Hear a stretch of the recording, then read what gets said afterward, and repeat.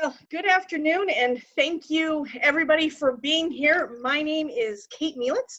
I'm an assistant professor of family financial planning in the Department of Human Development and Family Science at Oklahoma State University. I'm also the mother to Kaden, who you may know from the show Raising Tourette's, and a mother to Slada and wife to Slade. And Kaden, Slada, and I all have Tourette. Awesome. Thanks, Kate. Sure. I'm Wendy, and I'm the education specialist here at the Tourette Association. Kate and I are really excited to do this for you today. I've been a teacher for over 20 years, and I am mom to my son, Will, who's 12, who has Tourette, and a daughter who is 16. And I also live at home here with my husband. So welcome to our office and living room. And we're excited to have this discussion with you today. If you have any questions as we go, please feel free to put them in the chat box. Any comments, please feel free to use that. We will be reading that as we go. This is supposed to be a discussion, so we want you to use the chat box. And on that note, I think that I'll let Kate get us started. Sure, thank you, Wendy. As parents, we are often thrust into situations where we have no control at all. And as a parent and an adult with Tourette, well, of course, that makes it even more challenging because there's already so little that we can control, you know, bodily movements, sounds, thoughts. And then our hearts grow and grow, and then we have kids, and now we have coronavirus too.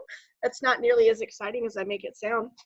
Because on top of that, while my OCD is absolutely thrilled with the amount of hand washing that we now have to do, my tics are off the chain. They're also changing, and there is an expectation that I will continue to work and continue to produce, which is stress and pressure. And what happens when we have stress and pressure? We have more tics, we have more challenges. Tourette comes knocking on the door, along with their best friends, OCD, ADHD, impulsivity, anxiety, unexplainable anger that cannot be controlled in the moment. And that's just me as an adult. So I'm sitting here like, oh boy. And at my house, in order to handle these things, and we're going to talk more about this as we go through the hour, but for us, it really boils down to communication.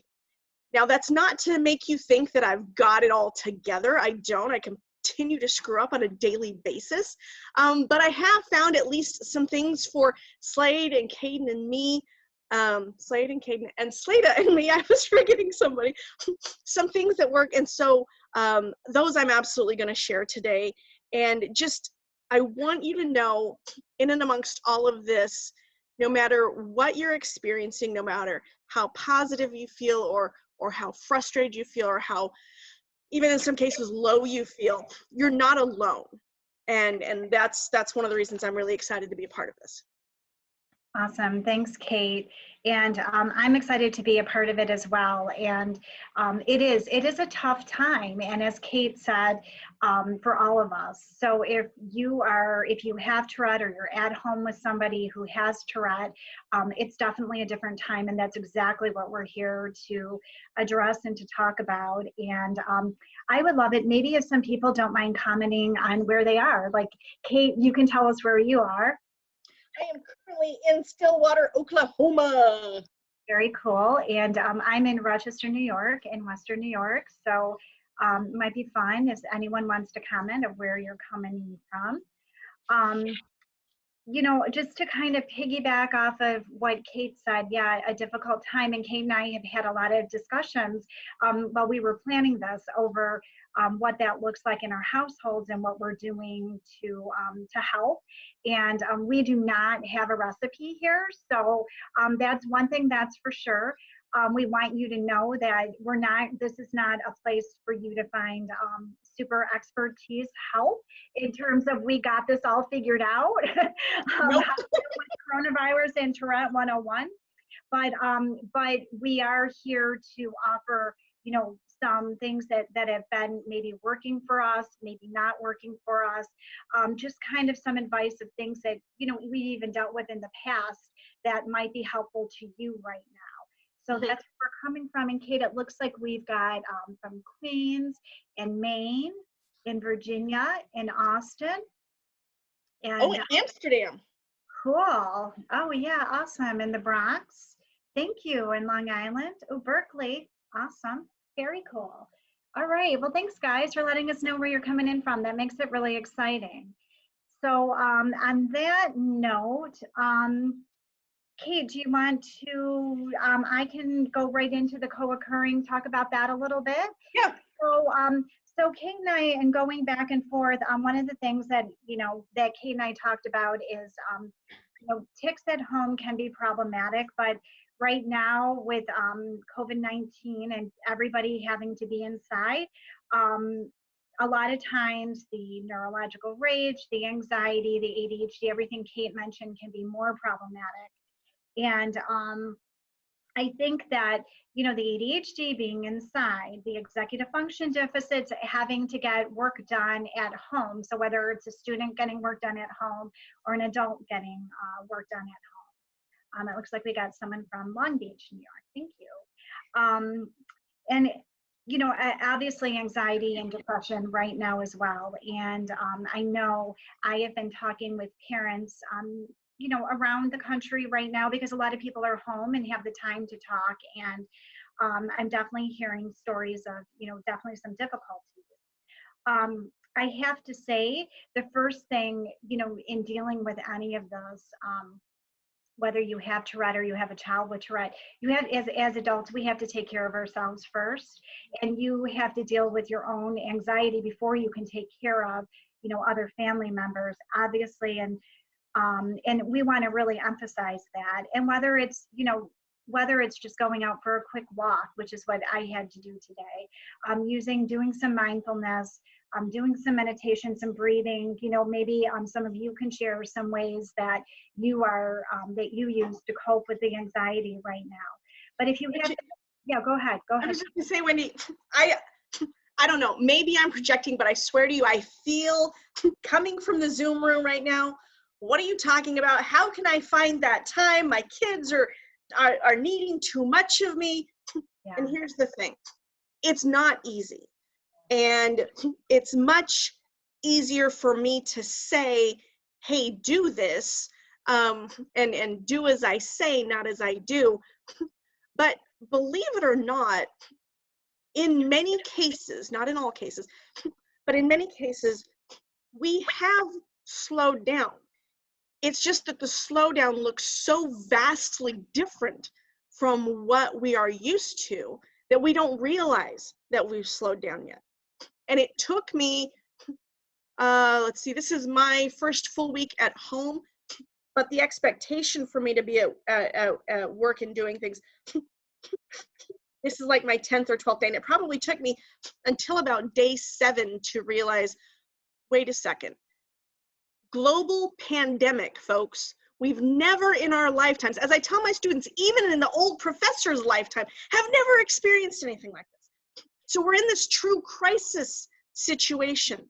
And it's not just crisis with tics and crisis with anger issues and crisis with anxiety. It's now so much outside that we can't control that, as Fresh Prince of Bel-Air would say, our world's been flipped, turned upside down.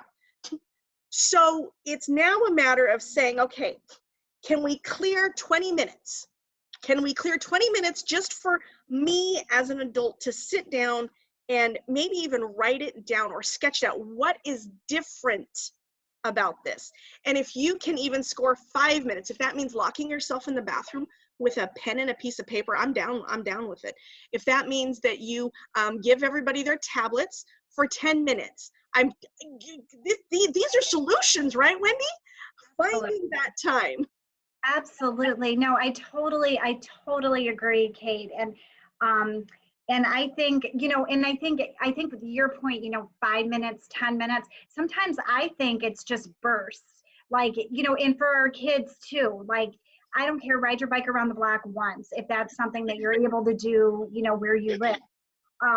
Do 10 push-ups, you know, and then go back to whatever you were doing. And then, you know, and even for us, like you said, writing, some people are finding a lot of consolation in art and just coloring and things like this. So I totally take your point. And with that in mind too, you know, give yourself grace and give your child grace when it comes to dealing with these co-occurring conditions, because it's a lot. And like Kate said, you know, you could be working from home, you could be having to go to work, or you could be at home and you still, you know, you're not, maybe you're at home and you're not working, you still need to give yourself a lot of grace. You know, think about schoolwork and, you know, what that could look like right now. And if you can't, if that's something that's just difficult, think about learning a little differently. You know, doing puzzles, having puzzles out, reading, you know, learning about something people want to learn about. And, you know, we talked about that. Yeah, well, and one of the things I keep seeing, and I'm a huge advocate for Twitter, but one of the things I keep seeing on Twitter, on Facebook, throughout all of social media, is we're not, if you've been homeschooling all along, more power to you, not my space.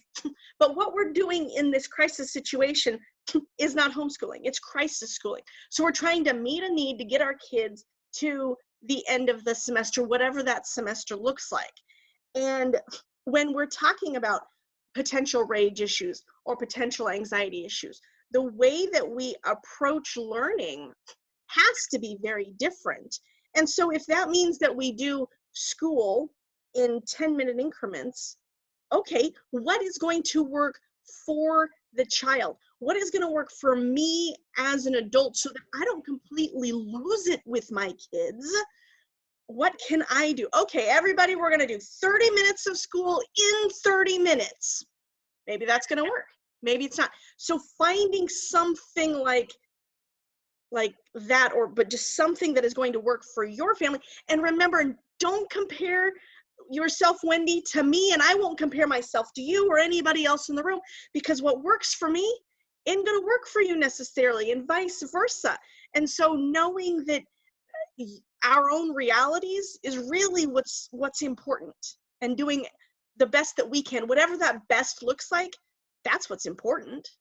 Yeah, that's so true, Kate. And Kate and I had a discussion about scheduling versus routines for kids. And Kate was saying that her daughter does a lot better with a schedule. And I think your son and my son do better with just routine. So yeah, we're going to bed later, we're getting up later, but we're kind of trying to keep that at the same time, you know, breakfast, schoolwork, but it's not, my son wouldn't do well with a strict schedule, but more of a routine. You know, you can't go on the Xbox with your friend until the schoolwork is done in the morning. Right. But, and Kaden learned to roll with the punches very much as an active duty military child, and Slada didn't catch so much of that active duty.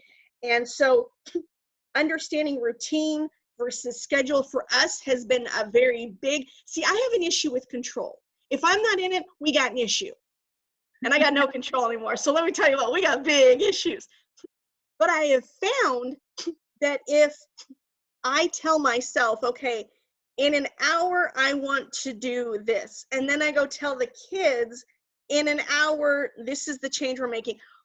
It's not perfect in terms of timing. Best case for us is 12 to 24 hours notice. But if I give them that time to flip the switch and slowly get used to it, then sometimes, not all the time, but sometimes we are able to make that transition somewhat smoothly. And I have to remember that, you know, as an adult, I can logically extrapolate what needs to be done, how it needs to be done. But that's because I'm 43 years old and I've had a lot of problem experience. For everything that I know, which really is not that much, the kids know even less. And so really being specific and deliberate in the changes that I'm making and why I'm asking them to do it, and using some of those iMessages, which as we get through some of the stuff I'll talk more about, I have found is becoming more and more important in our household. Yeah, definitely, definitely. And I just want to, since we were on the topic of, co-occurring conditions, and we're talking about transitions and schoolwork and everything. I know that I've heard people having difficulty with neurological rage or emotional outbursts at home, and Kate, you and I know it can be really difficult anyway, and let alone when you have a family of 4 or 5, or even 3 in a household. So I think that, I'll say a few things about it, Kate, and then I want you to add on to. Sure. Yeah. I know Kate and I talked that we both experienced this for sure. And I mean, I think the best thing that we can do right now is to kind of, I think a lot of times we see something as we think our approach, or we're approached something by giving in to something. And I think right now we need to understand that our kids are a little bit different if they're having neurological rage or they're having emotional outbursts. The giving in a lot of times is just kind of making them feel comfortable and at peace and happy. So, I think that a lot of the rigidity that we may feel we need to enforce sometimes needs to go away, and probably needs to go away a little bit more than we normally even do to help with the rage and the emotional outbursts. And I think when you see your child building up or anger happening, that's the most important pivotal point to kind of let go. Stop talking, let go of what's going on. If the rage does happen and it does continue, the best, most important thing you can do is stay calm and not talk. And I think that's leading up to it, and then that's in the midst of it, and not easy. I know from experiencing that it's not easy. And I was going to talk a little bit about after a rage episode, but Kate, I don't know if you want to add anything to what I just said. Well, one of the things, because it is difficult in the middle of a rage, frankly, I want to push back. How dare you do that? How dare you get that angry with me? I am the parent. And there is a difference. There's a discernible difference between my child being a punk and my child having a rage episode. And so stopping in that moment to take 2 or 3 seconds to recognize, is this my kid being a punk, or is this my kid having a rage episode, has helped me recognize, okay, wait, stop. Okay, that has helped me. The other thing that I have done, regardless, whether it's the punk behavior or it's the rage behavior or rage experience, is using those active listening skills. Kaden, you sound really angry right now. Slada, you sound very frustrated right now. Tell me about that. And one of the things that I have found, not only in my professional life, but here with Kaden and Slada, is when they are experiencing anxiety or experiencing rage, and these are things that, really separate them from who we know them to be, asking them, or saying, please tell me about that, leaves it completely open-ended for them to then respond with whatever it is. And then as they hear, tell me about that, they know I am ready to listen. I am not trying to push something. I am not trying to twist something. I just want to know what's going on. And that has been helpful in our household. Yeah, I have a question here. Before I go on, I did have a few things to say about after a rage episode to hopefully help, in the future. And again, none of these are magic wands when it comes to rage, and every kid is different too when it comes to rage and emotional outbursts in some ways. But the question is, what are some good mechanisms for diffusing the situation when the child is raging? And I think the very, very best mechanism that I've heard, and when my own son was young, it was Kathy Giordano who gave me this advice, and we've come a long way, I can tell you, with using this advice, is not to say anything, not to talk during, if the rage is happening and you want to diffuse that, you have to let the child be. And the more that you say, but I just, because that's, that's kind of the thing, because sometimes these emotional outbursts happen and you're like, well, but I just said, but honey, you don't have to be this upset. Or, and it's the same thing if you notice the child starting to boil up, and you keep saying, no, that's not true, or, but I didn't do and you try, I kind of see it as layers, you're trying to get something in, that's gonna cause the rage to explode even more so. So I would say, without having a magic wand, the best thing that you can do is to remain calm and quiet. And it says, is raging more prominent for kids with neurodiverse conditions compared to kids that don't have these challenges?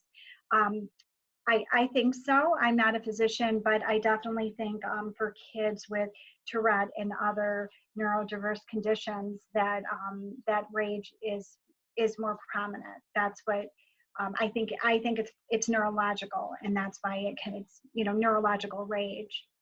So Well, what I wanted to point is that there's a difference between the kid throwing a 13-year-old temper tantrum, or being a punk, as I like to say in our household, versus a rage episode, where there is, when you look out to the world and you think about typical pushback 13-year-old behavior, which we've all seen before, because at some point we were all 13 years old, versus what in the world is going on? Like you just said, Wendy, I just said, and this makes zero sense.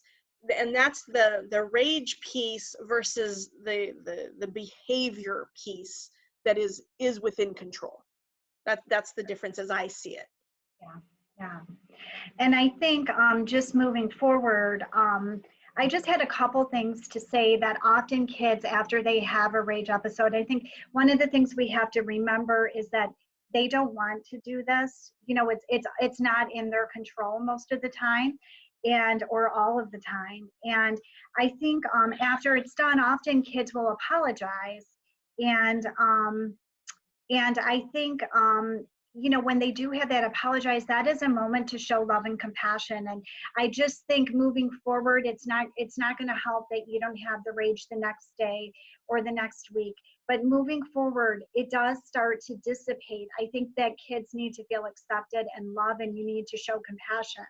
And you may be at the point, every kid is different, but you may be at a point where you are able to share how it made you feel in a gentle, compassionate way. And then, eventually the goal is for kids to have a little bit more self-control, or not feel the need to, the neurological need to, have this kind of rage. But, and sometimes kids don't apologize. I want to say that too. And it doesn't mean that, that they don't have any feelings about that, or they think it's okay to be doing it. Don't ever feel like you have to force an apology from a rage. But my point is that kind of entrance into being able to talk about it, and that compassion for showing that compassion and that love for, I love you. I understand, feelings can be really big. I bet you were feeling this way. And that's some of the talk you were talking about, Kate, or tell me how you were feeling. Whatever it is that's going to work for your child, because you know them best. And then that opportunity possibly to share how you were feeling, again, gently and compassionately. Well, and I think one of the things that I've tried, sometimes it works, sometimes it doesn't, is asking, can you tell me what was going on at the time? Can you tell me did you feel something, or can you tell me, seems to be a good lead in most of the time for me.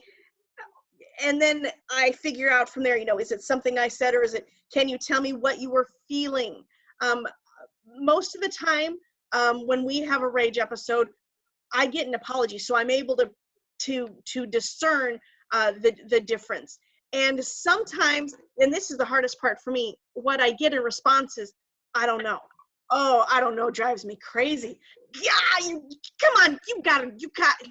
But again, I have had situations as an adult, 43 years old, where I just can't.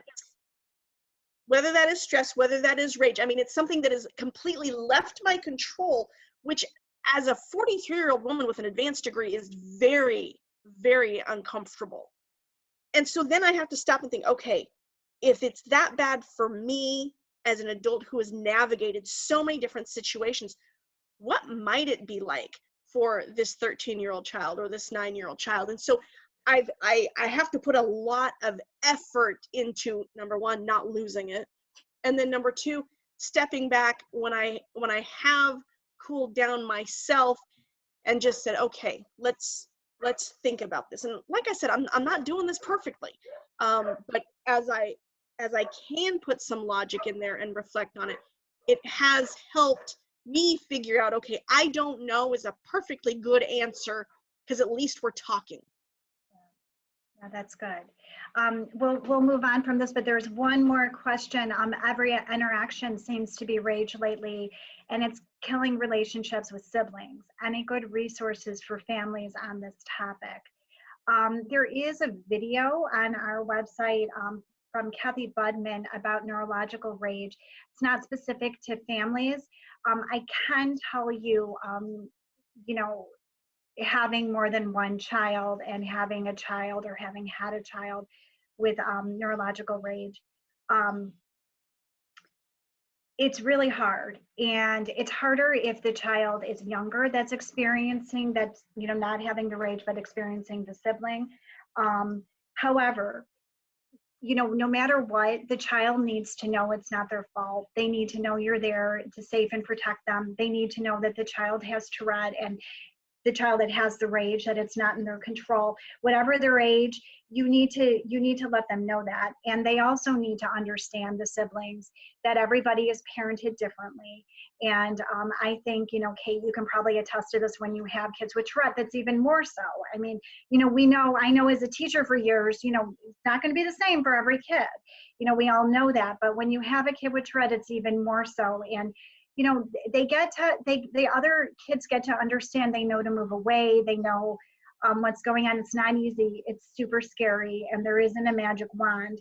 But the best advice I can give is to try your best to put as much attention onto the sibling as possible that isn't having the rage, because you have to consciously do that, because the other child's taking up all your attention.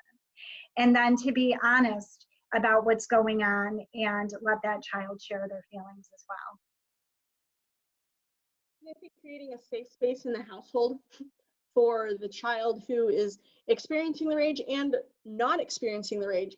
You know, if there is a point where the child who's experiencing the rage knows, I'm going to be free and clear to do what I need to do. I just need to move for safety. And that's hooking into that logic probably after the rage experience. And then the child who is not having the rage experience but is the brunt of it, knowing, okay, this is the time when I go ahead and I separate and I get to sit on mom's bed and just chill, or dad's, you know, go sit in dad's workshop or whatever, to have that safe space.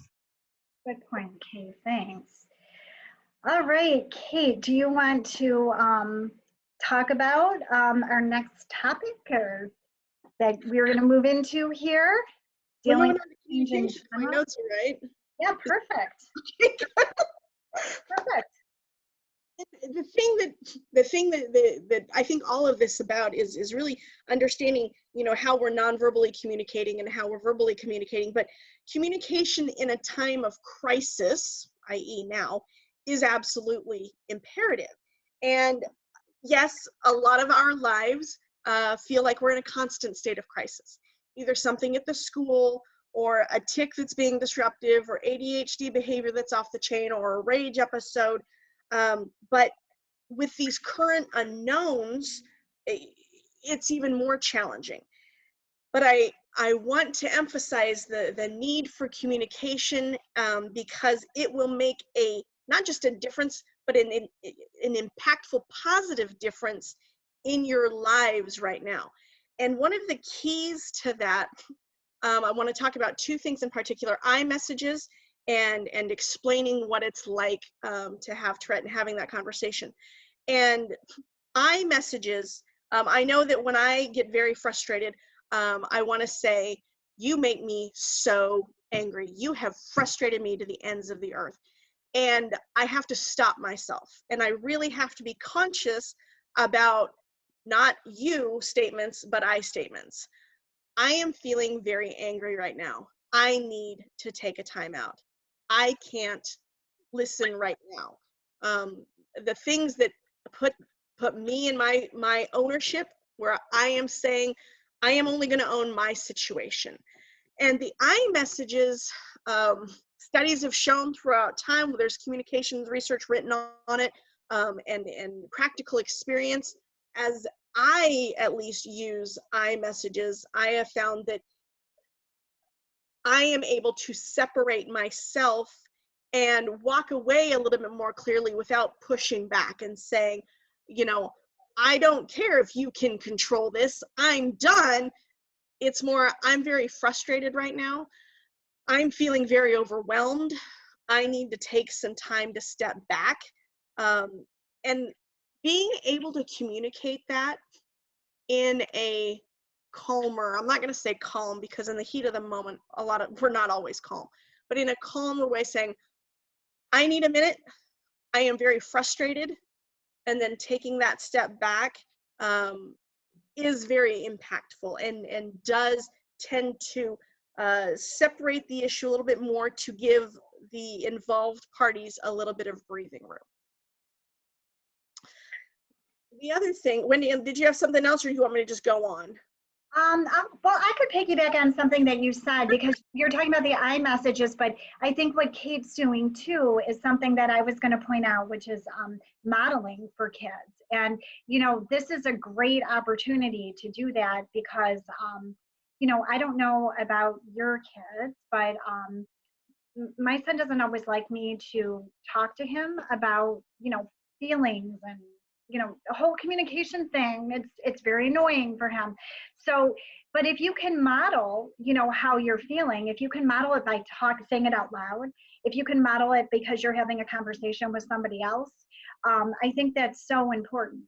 And, you know, just that same thing with modeling, like you know, I'm really frustrated right now and I'm going to go take a walk. I'm really frustrated. I'm going to go in the bedroom and close the door, you know, whatever it is. Or, you know, I'm feeling really anxious. I'm hearing too much on the news. You know, and so they need to know how you're feeling, but we're always modeling. I think that's so important. If you are in a partnered relationship, if you are a single parent doing this, that just quadruples the challenges that you're facing. And that will have to probably address it at another time. But if you are in a partnered relationship, talking to your partner separately and saying, okay, can you please help me that when I say I need a break, that you help enforce that break. Okay, mom needs a break. Let's give her 5 minutes. Let's come over here and talk about this or do this other thing. I have found that with Slade and me that when I am like I don't even have words. He knows, okay, shoot, nope, mom said she needs a break. She gets 10 minutes. We're going to completely leave her alone. And that doesn't matter, especially now when everybody's home, everybody's together. At this point, unless, you know, being online or being on a tablet triggers something else, it's just whatever's going to bring the peace. And that's going to have to be okay because we're in a crisis. We're dealing with there's no data that suggests, oh, do this and do this and do this, because we haven't faced a pandemic crisis like this in our lifetimes. And what we experienced back in the early 1900s is so far outdated based on the experiences and the resources that we have now that we really can't compare. So if you're in a partnered relationship, talking offline, so to speak, with that partner and saying, okay, here's where I need your help and let's do this for each other, really can make a huge difference, at least in my world. Yeah, I'm sorry, Wendy, go ahead. I just said I agree. Okay. The other thing that I wanted to talk about, and I don't know how many adults we have with Tourette on the call right now, but as an adult with Tourette, I don't frequently verbalize what it's like to be in my head. Number one, it's awkward. Number two, it's just plain weird. Number three, I don't think about it. And as I was preparing my students to transition to online learning instead of the classroom, I could see that I was doing something differently. Now, again, 43 years old, I've lived a fair amount of life. And so I could recognize, boy, this is different. Boy, they're going to think that Dr. M has completely lost her mind. So in one of my emails, I said, listen, this is different. You're going to get a lot of messages from me.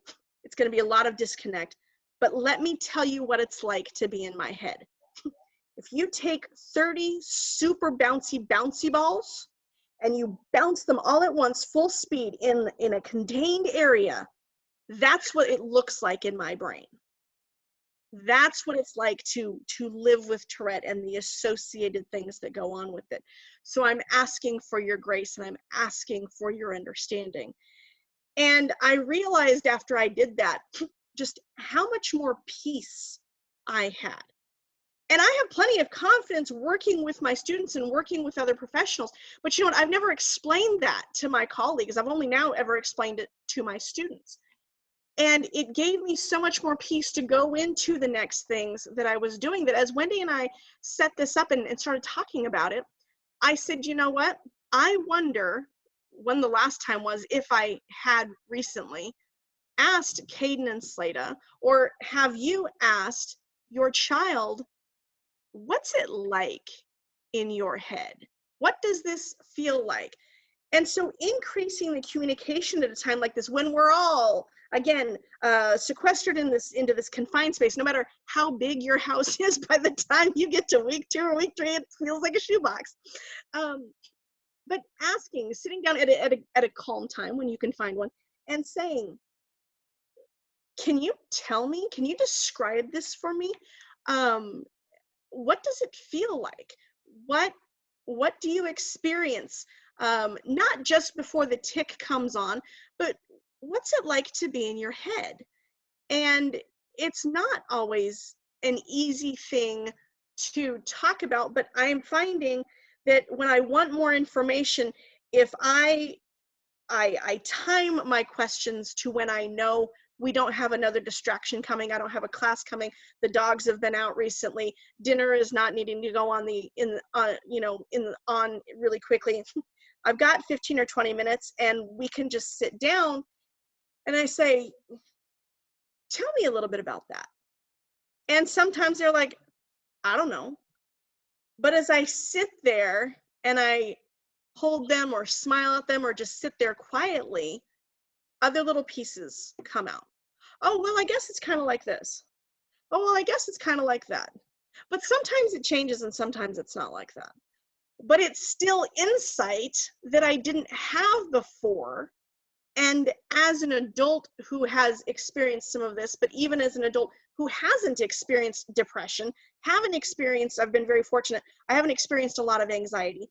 To hear even these teeny tiny little snippets allows me to process things and change and modify the way that I communicate verbally, the way that I can communicate non-verbally, the way that I listen, the way that I react when we find ourselves in these different situations. Yeah, I like that so much, Kate. I think, from my experience, I like how you said you find that short amount of time and they don't always say things right away. And, sometimes I even get, but I think those short increments for our kids is so important that a lot of times they don't want to sit and talk about, and it's hard for them to identify what's really going on, for sure. And it doesn't matter the age, you kind of made that clear too, that it's just hard, but I think it helps us to understand better, and it helps us to find those moments and just be conscious in those moments when we need to be. And again, if you're experiencing really difficult time at home, we're all experiencing difficulty, but if you're just particularly difficult with, a lot of rage and a lot of kids, and I think finding those moments, we just had a conversation with a family that has 4 kids with Tourette at home, and yeah, it's a lot. And I loved it because at the end of the conversation, she said, you know, though, I know that some of these things some of the better things wouldn't be happening right now if we weren't all home alone. And, you know, when we're talking, you can hear the kids in the background and the doors slamming and the whole thing. But she said, you know, maybe you're playing a game. Maybe you're having the conversation. Maybe you're had some time and you made cookies together. I don't know. None of these are expectations, by the way. but you know, it's those little things that she's kind of pulling out that you wouldn't have had time to do otherwise. And I think that's important. I have one more comment. Oh, go ahead, Kate, and then I'll read the next comment. And to use a really cheesy way to say it, but we have to find the rainbow in the storm. And we have a lot of storming going on right now. Figuratively speaking, of course, maybe literally. But the fact of the matter is, we have to find those bright moments and hold tight to them and frankly celebrate them. We sat down for family game night. Not that we do that regularly, we just call it family game night like it's a regular thing, which it's not.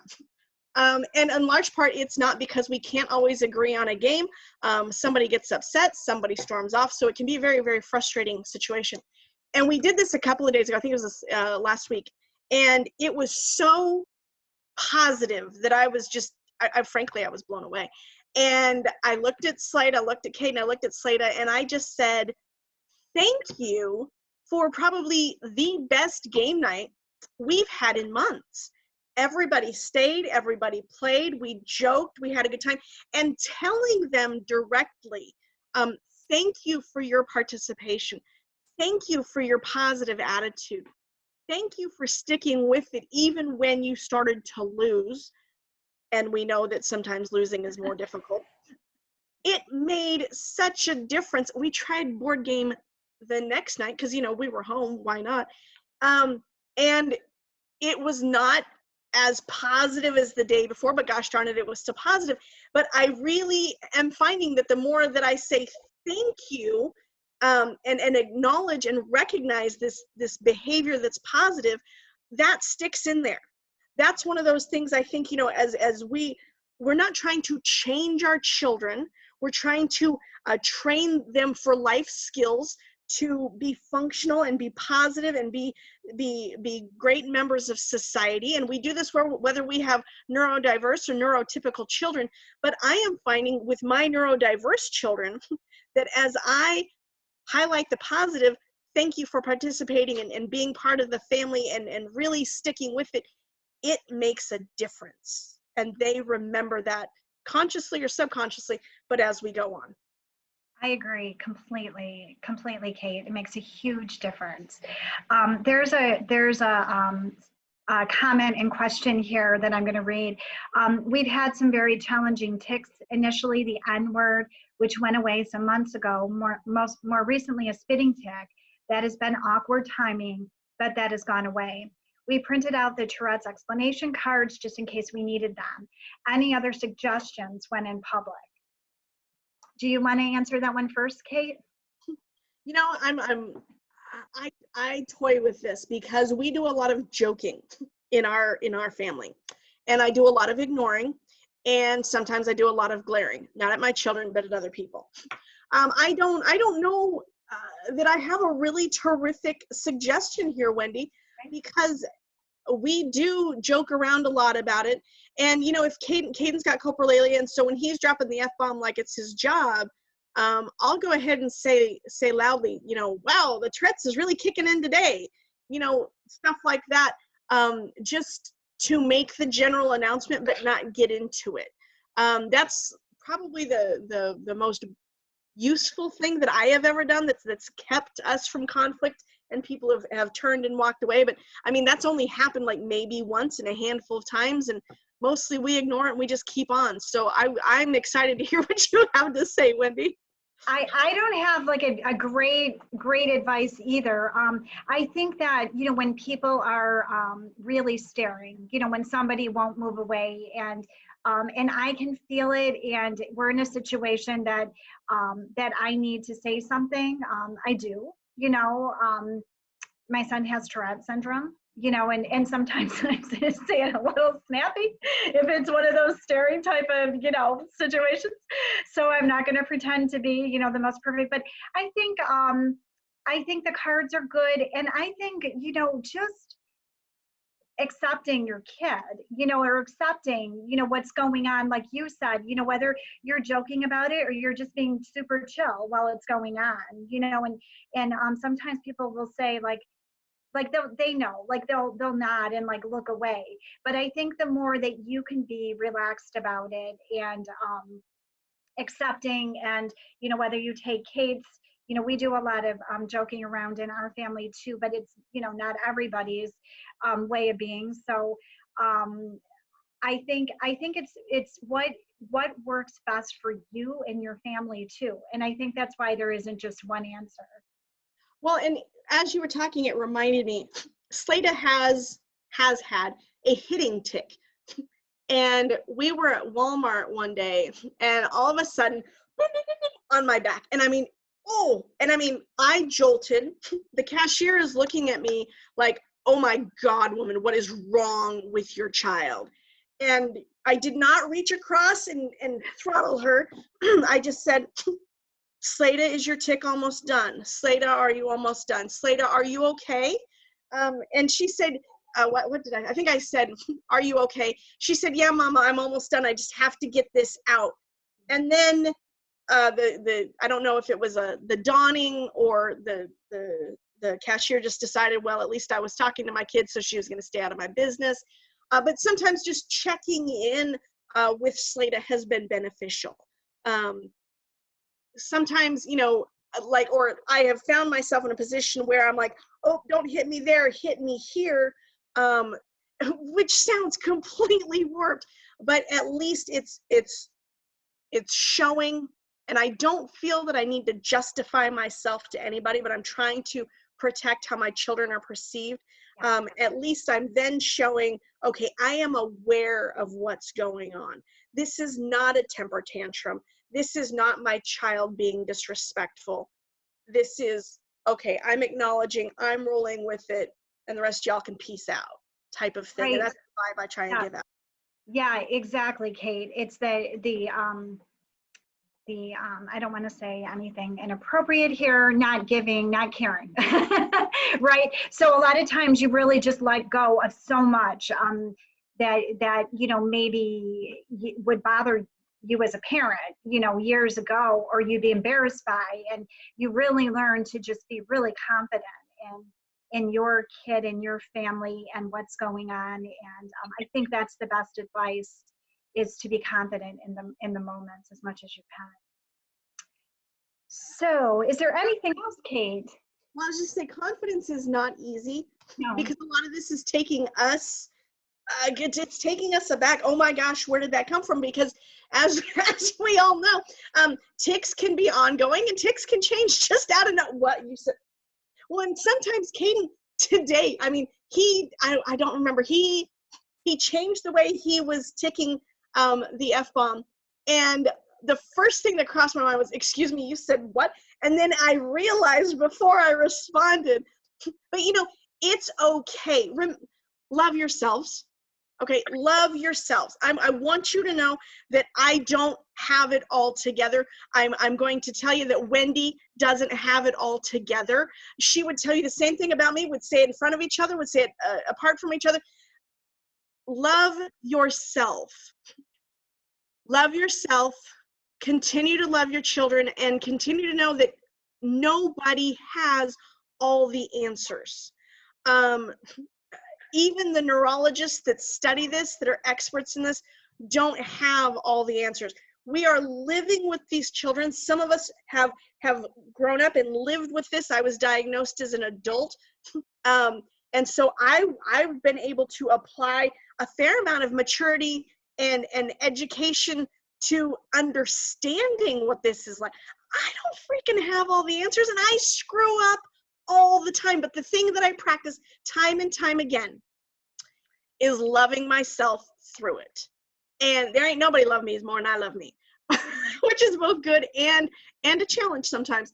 But the fact of the matter is, if you love yourself through it and you continue to remember that your children are not doing this to get your goat, your children are going through this chaos, which I know you understand, which I know you empathize for. And it's okay to be frustrated. It is absolutely okay to be driven absolutely insane by the tics, the ADHD, the anxiety, the depression, the OCD, whatever it is. It's okay to be upset.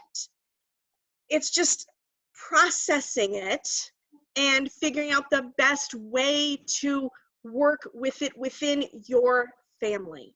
That's the best thing from the heart that I think that I can say about this entire situation. Yeah, and I think, Kate, just to piggyback off, self-forgiveness too, like you said, you're never going to be perfect. I mean, you might get a lot better at remaining calm in situations. You might get a lot better at understanding your child. You might get a lot better at being able to manage situations in public. But you always need self-forgiveness because it's never perfect, and it's always hard. So on that note, should we ask if there's any more questions or comments or anything anyone else wants to say? Did you have anything else, Kate, that you wanted to follow up with? That's it for me. I have absolutely loved being able to be here and share my experiences. Again, just as one person who's willing to go out and say, listen, I don't know it all. Here's my experiences for better or for worse. I don't mind throwing myself under the bus. So I hope that's been helpful. And I really do appreciate the opportunity to work with the Tourette Association on this program. Kate, you're wonderful. We have one comment and one more question rather before we scoot off. And if anyone else wants to comment, please do. Don't feel like you can't. We want to get them, wrapped in.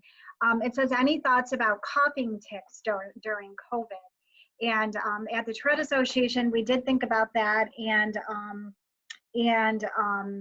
I think Brian and Katie addressed this. There is, and I think it's recorded. We did a Zoom webinar last week, and Brian and Katie, two adults with Tourette, talked about this. We made cards at the Tourette Association specific to COVID, and they're on the website, tourette.org, and they can be printed out. If you need to search COVID-19, I know I've gotten our whole page up, and the cards are there, and they're specific to COVID because it says I have Tourette syndrome, and it explains sniffling, coughing, sneezing, tics during this time. So that's one thing I want you to know. Kate, do you have anything else to add to that?